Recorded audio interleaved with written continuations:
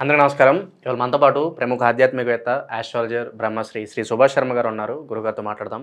గురుగారు నమస్కారం. శ్రీమాత్రే నమః అండి. గురుగారు, డిసెంబర్ మాసంలో చివరిగా మీనరాశి వారికి ఎలాంటి ఫలితాలు ఉండబోతున్నాయి? గ్రహస్థితి ఎలా ఉంది? ఎలాంటి రెమెడీస్ చేసుకుంటే బాగుంటుందంటారు? తప్పకుండా తెలియజేస్తానండి. ముందుగా ప్రేక్షకులందరికీ శ్రీమాత్రే నమః, శ్రీ గురుభ్యో నమః. ఓం నమో దేవ్యై మహాదేవ్యై శివాయై సతతం నమః. నమ ప్రకృత్యై భద్రాయై నిహతాం ప్రణతాస్మిత. మీనరాశి వారికి ఇప్పుడు జన్మస్థానంలో రాహు సంచారం నడుస్తుంది. ఖర్చులు అధికంగా అయ్యేటటువంటి అవకాశాలు ఏర్పడుతూ ఉంటాయి. సంపాదించిందంతా వృధా ఖర్చులు అయ్యేటటువంటి అవకాశాలు ఏర్పడుతూ ఉంటాయి. వీలైనంత వరకు వీళ్ళు విహారయాత్రలు చేయడం కానివ్వండి, సుదూర ప్రాంతాలకు వెళ్ళేటటువంటి అవకాశాలు ఏర్పరచుకుంటూ ఉంటారు. ప్రేమ వివాహాలు, ఈ నెలలో ప్రేమ వివాహాలు ఎక్కువగా చేసుకునేటటువంటి సమయ సందర్భాలు వాళ్ళ జాతకంలో ఏర్పడుతూ ఉంటాయి.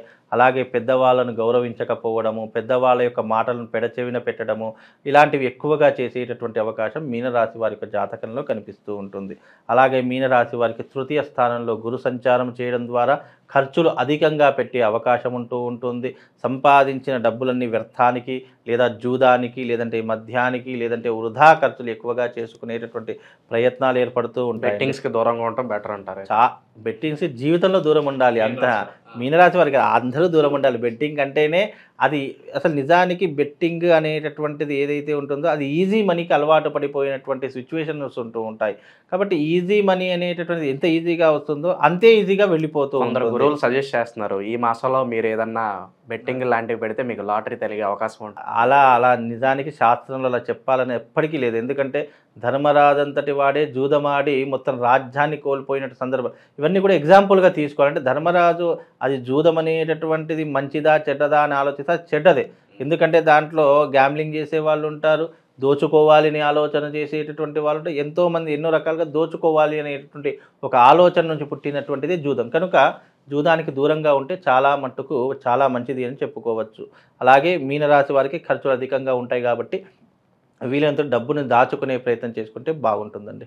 ఆరోగ్యపరంగా ఎలా ఉండబోతుంది గురుగారు మీనరాశి వారికి మాసం?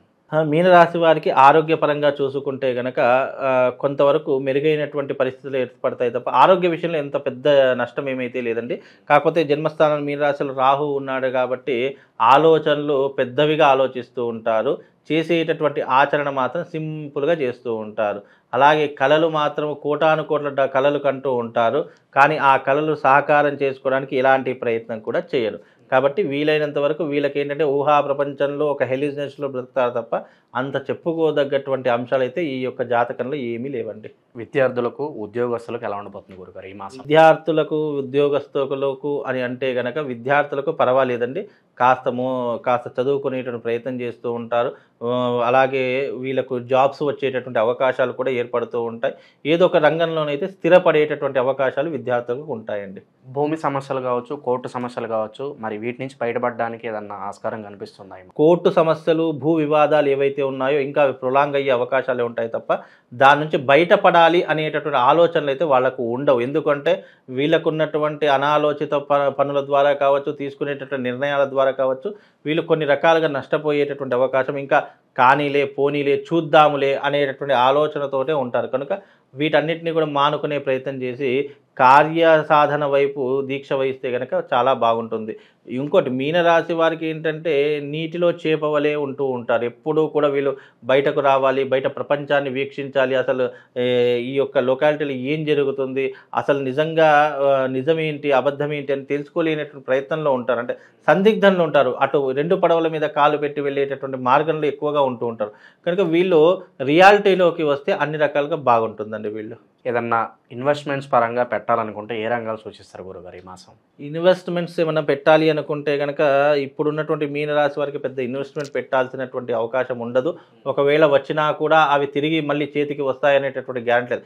ఎందుకంటే జన్మస్థానం రాహు సంచారం నడుస్తుంది కాబట్టి వీళ్ళకు ఇదిగో వస్తుంది అదిగో వస్తుంది అని మభ్యపెట్టేటటువంటి వాళ్ళు సరౌండింగ్ చాలామంది పెరిగిపోతారు. ఫస్ట్ అలాంటి వారిని కట్ చేసి దూరం పెట్టాలి. మనం సొంత నిర్ణయం తీసుకోవడం అనుకో, నా లాభమో నష్టం మనమే అనుభవిస్తాం. కానీ వేరే వాళ్ళ యొక్క ఆలోచనలు తీసుకొని మనం ఏదైనా ఇన్వెస్ట్మెంట్ పెట్టామనుకోండి, లాభం వస్తే ఇంకా నష్టం వస్తే వాళ్ళని తిట్టుకొని చంపివేడేస్తారు. కనుక వీలైనంత వరకు ఎవరి సలహా పాటించకుండా ఏదైనా పెట్టుబడి పెట్టాలి అంటే కనుక రియల్ ఎస్టేట్ రంగంలో పెట్టుబడులు పెట్టవచ్చు, బంగారం మీద పెట్టుబడులు పెట్టండి, అన్ని రకాలుగా వాళ్ళకి కలిసి వచ్చేటటువంటి అవకాశం ఏర్పడుతుందండి. అనుకోని ప్రయాణాలు కావచ్చు, మరి ఆకస్మిక ధనలాభం కావచ్చు, ఏదన్నా కనిపిస్తుందా ఈ మాసం వీరికి? వీళ్ళకు ఆకస్మిక ధనలాభం అనేటువంటిది ఏమీ కనిపించలేదు. వీళ్ళకి ఏంటంటే ఖర్చులే విపరీతంగా ఉంటూ ఉంటాయి కనుక వీళ్ళకు లాభం అనేటటువంటి నష్టమే ఉంటుంది. అలాగే ఇప్పుడు ఈ నష్టం కూడా ఎప్పటి వరకు ఉంటుంది, జనవరి 15వ తారీఖు వరకే ఉంటుంది. దాని తర్వాత అన్ని రకాలుగా మళ్ళీ మెరుగైనటువంటి ఫలితాలు ఉంటాయి. కాబట్టి ఈ మాసం డిసెంబర్ మాసం మీనరాశి వారు కాస్త జాగ్రత్తగా ఉండే ప్రయత్నం చేసుకోవాలండి. ప్రేమికులకైతే ఒక శుభవార్త అయితే చెప్పారు. మరి కుటుంబంలో కొన్ని కలహాలు ఉంటూ ఉంటాయి. అలాగే సంతానం కోసం కొంతమంది ఎదురు చూస్తూ ఉంటారు. మరి అటువంటి వారికి ఏమైనా బెటర్ రిజల్ట్స్ ఏమైనా సంతానం అయితే అయ్యే అవకాశం ఉంటుందండి. ఎందుకంటే రాహు యొక్క ప్రభావ కారణం చేత సంతానం అయితే ఏర్పడుతుంది. కుటుంబంలో శుభవార్త వింటారు. వివాహం కానటువంటి వారికి ఎప్పుడూ కూడా మనిషికి వివాహం జరిగిందంటే అది శని దశలో కానీ, రాహు దశలో కానీ, కుజ దశలో కానీ వివాహాలు ఎక్కువగా జరుగుతూ ఉంటాయి మానవులకు. ఎందుకంటే ఈ కలియుగంలో రాహు కేతు యొక్క ప్రభావం శనివత్ రాహు, కుజవత్ కేతు కాబట్టి శని రాహు, కుజుడు కేతు ఈ దశలో ముఖ్యంగా వివాహాలు కావడానికి ప్రేరేపిస్తూ ఉంటాడు కలియుగంలో కలి ప్రభావం. కనుక తప్పకుండా వివాహం అయితే అయ్యేటటువంటి అవకాశం ఏర్పడుతుందండి. గురుగారు, ఈ రాశి వారు ఎటువంటి పరిహారాలు చేసుకోవడం ద్వారా మంచి ఫలితాలు పొందడానికి ఆస్కారం కనిపిస్తుంది అంటారు?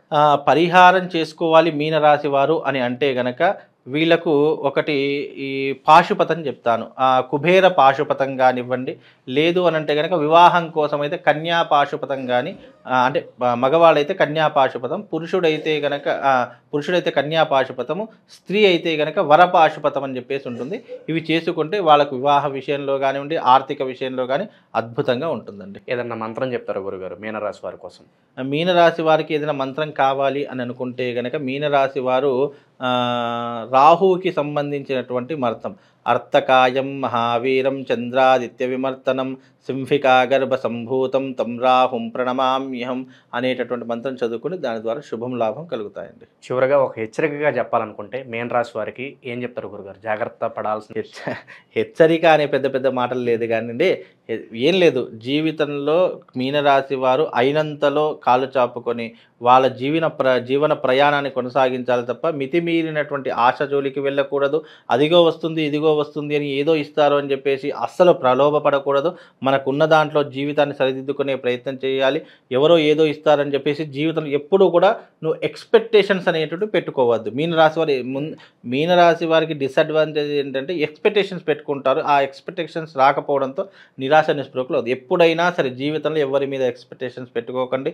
ఏదో వస్తుంది అని చెప్పేసి మీరు భ్రమపడిపోకండి. మీ జీవితంలో మీరు డబ్బు సంపాదించడం, మీ జీవన వృత్తిలో ఎప్పుడైనా మనిషిగా పుట్టినందుకు మూడు విషయాలు తప్పకుండా జరగాలి. ఒకటి, తినడానికి తిండి ఉండాలి, కట్టుకోవడానికి బట్ట ఉండాలి, ఉండడానికి ఇల్లు ఉండాలి. ఈ మూడు నీ జీవితంలో సంపాదించుకునే ప్రయత్నం చేయి. అంతకు మించినటువంటి ఒక మహర్జాతగా నీ జీవితంలో ఏం లేదు. అది మూడు చేసుకుంటే సరిపోతుంది. గురుగారు, దానం చేయాలనుకుంటే ఏ వస్తువులు దానం చేస్తే బాగుంటుంది అంటారు ఈ మాసంలో? మీనరాశి వారికి దానం చేయాలి అని అనుకుంటే గనక ఉలవలు దానం చేయమని చెప్పండి. ఉలవల ద్వారా వీళ్ళకు కొన్ని రకాలైనటువంటి దోషాలు కూడా తొలగిపోయే అవకాశం. ఉలవలు ప్లస్ ఒక అంచు ధోతి కానివ్వండి, ఒక వస్త్రం కానీ ఏదైనా కానీ దానం చేస్తే కనుక మంచి సత్ఫలితాలు పొందుతారండి. డిసెంబర్ మాసంలో మీన రాశి వారికి ఎలాంటి ఫలితాలు ఉంటాయి, అలాగే మీరు చేసుకోవాల్సిన పరిహారాలు తెలియజేసినందుకు ధన్యవాదాలు గురుగారు.